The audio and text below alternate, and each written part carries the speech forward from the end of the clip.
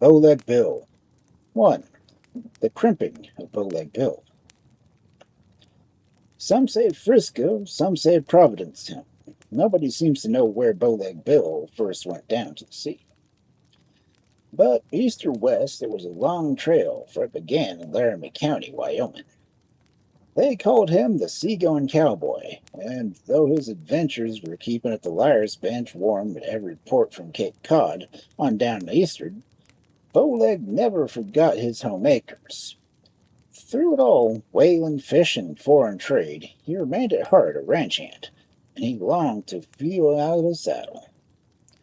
Once, when he came to Provincetown, as third mate of the whale ship Lily Queen, riding herd, as he called it, on the pass of foremast hands, 3 towns in Lower Cape Cod could hear him bellowing his favorite ditty across the waters of the bay, and there were echoes on the far shore in the very respectable towns of Brewster and Dennis. Unfortunately, my publishers tell me the words of this song do not lend themselves well to print. There were 48 stanzas, and from the lot I picked one which is allowed to be included if I change the last line. And I'm including it because it shows Bowleg Bill really felt about the sea, though he was at the height of his career. It goes, "Oh, give me a bucket of bull blood, give me the prairie grass. Your kin take your oceans and seafaring notions, and tra-la-la-la-la-la." Because he felt this way, Bowleg was never technically an able seaman. Those who spread his fame were so generous of their own embroidery they would admit that he really didn't know to thwart a thundermug. No, and he never bothered to learn. Throughout his career, he did things his own way, and ashore or afloat, it was a way of the ranch hand, the mustanger, the bronc peeler, and from the other world.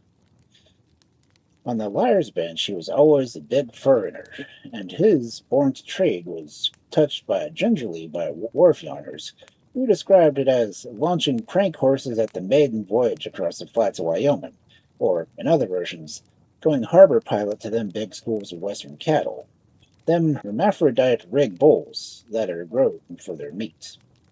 But with such a background for their hero, and spell weavers of dory and wharf spile would cast off the waters worthy of their skill.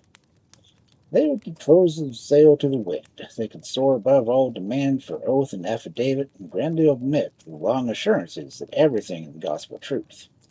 If, in the pages that follow, heaven or any of its inhabitants call upon witness, it will be merely a matter of form. It is the language of the Liar's Bench.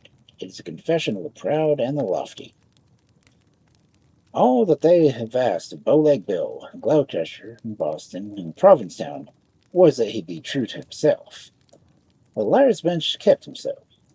A goddamn lubber he was when he went down to the sea, and a goddamn lubber he remained through the height of his fame.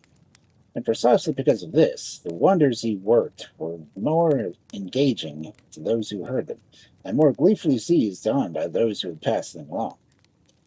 Wharf yarns and spoondrift. Yes, else why should Bowleg Bill be picked as a man to perform the prodigious Bowleg, who, to quote the bench itself, could not have told you the difference between a taffrail and a skipper's left tit.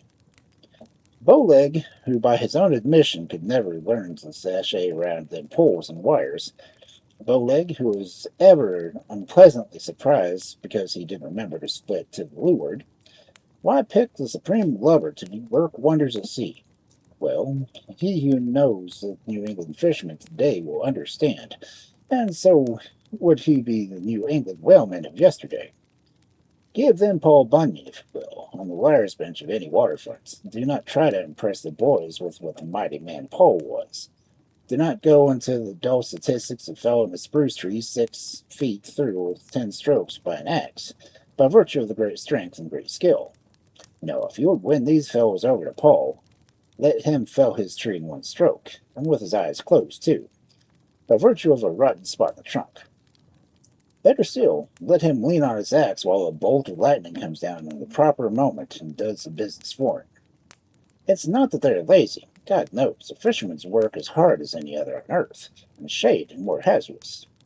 But through the ages, man with a hook, a trawl, or a harpoon has insisted on working shares instead of a fixed wage, and the hero who clicks with him must be endowed with something above strength.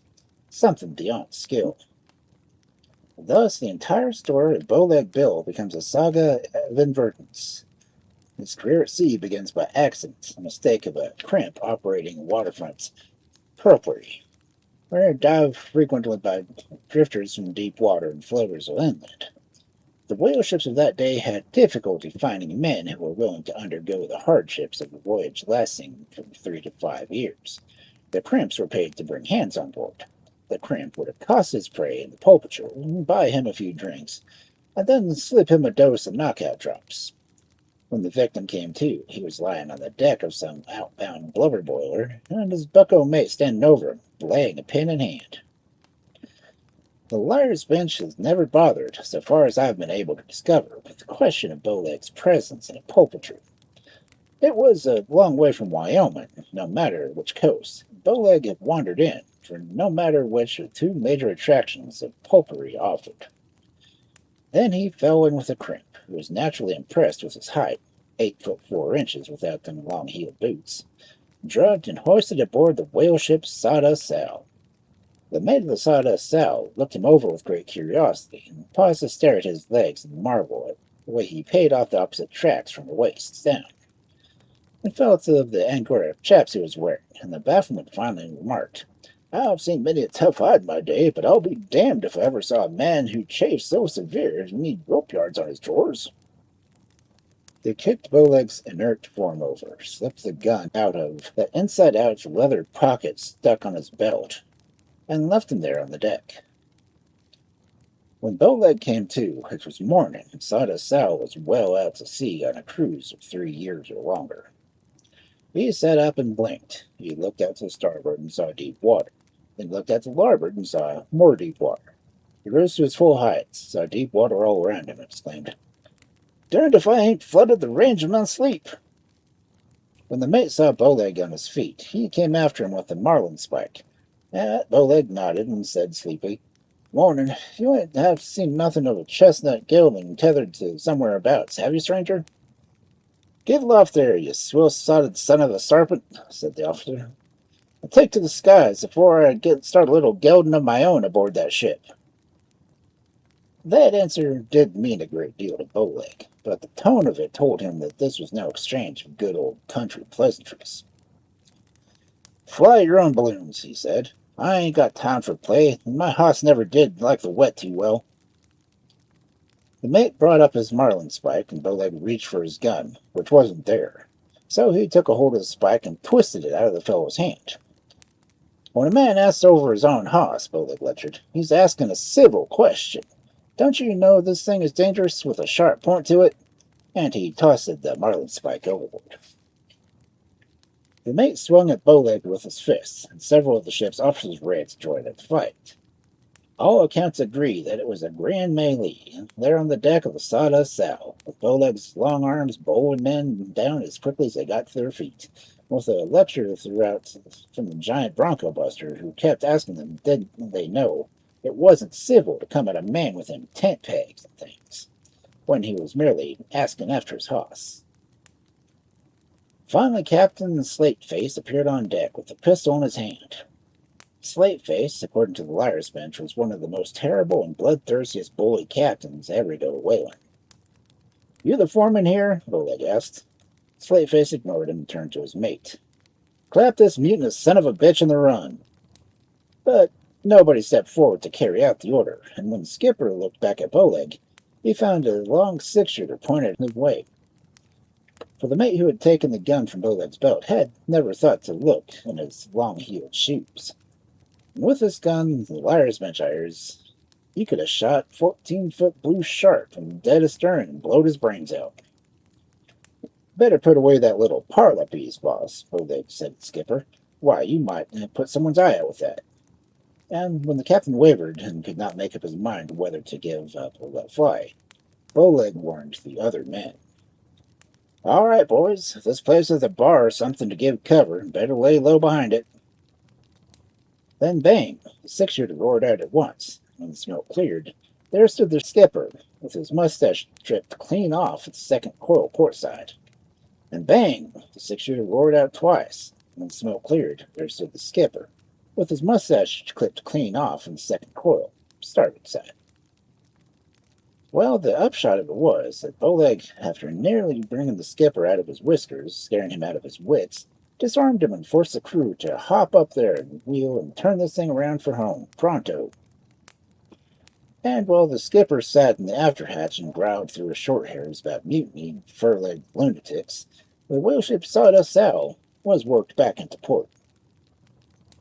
And on these details of Bowleg's first adventure at sea, the liar's bench is generally agreed. Several seaports have been named, several names have been given to the big cowpuncher. But these things do not matter, and nor does it matter whether the stories of Bowleg Bill that follow were told in the liar's bench of other men in other ages. There was a way that all such stories had of popping up again and again in unexpected places and in unexpected dress. There was a general overlapping, and I myself have heard parts of these stories and still other stories, and no germ of single one of them is true. The wharf yarners do not invent. The truths they speak are of eternal variance. The words spindrift.